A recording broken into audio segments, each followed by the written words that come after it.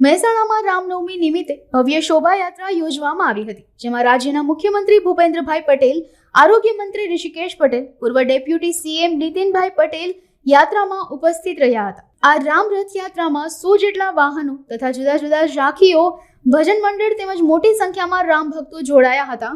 અનેક મહાનુભાવોએ રામલલ્લાની આરતી પૂજા અર્ચન કર્યા બાદ સીએમ ભૂપેન્દ્ર પટેલના હસ્તે રથયાત્રાને લીલી ઝંડી અપાઈ હતી.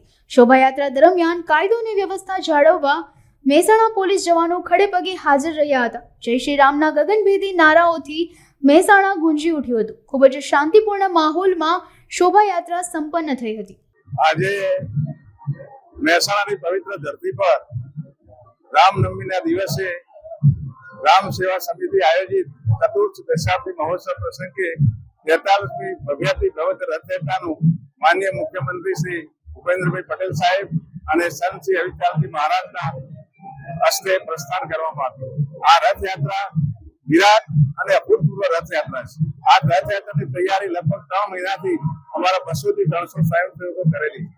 આ રથયાત્રાની અંદર 5 ગજરાજ એટલે 5 હાથી છે, રથ છે અને પાછી 21 ઘોડા છે, જેની અંદર 100 થી વધારે ટ્રેક્ટરોની અંદર રામાયણના તમામ પાત્રોની અંદર આપણા બધા પાત્રો બનેલા છે. અંદર અખાડા, શરણાઈ વાદન, લગભગ 3.5 કિલોમીટરની 7 કિલોમીટર રથયાત્રાનો રૂટ છે. એમાં 3.5 કિલોમીટરની આપણી આ રથયાત્રા છે.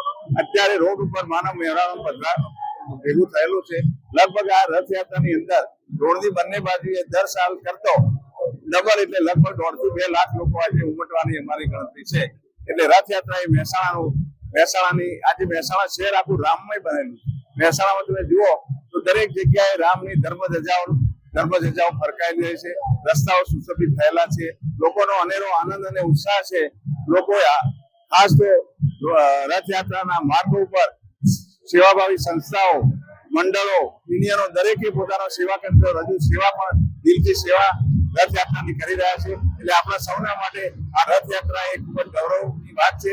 અને આના પ્રેરણા લઈ અને ગુજરાતના ઘણા શહેરોની અંદર રથયાત્રા શરૂ થઈ છે. એટલે આપણે આવો સાથે મળીને હર ફેર આ ધર્મ હિન્દુત્વનો જે સંસ્કૃતિ ઉજાગર કરવાના હેતુથી આ રથયાત્રાના પ્રમુખ પ્રતીક સમય હર સાલ ભવ્યાથી ભવ્ય રીતે ઉજવીએ. એમાં પત્રકાર મિત્રોને પણ આ વખતે બહુ સારો સહકાર છે, એનું અભિનંદન આપું છું.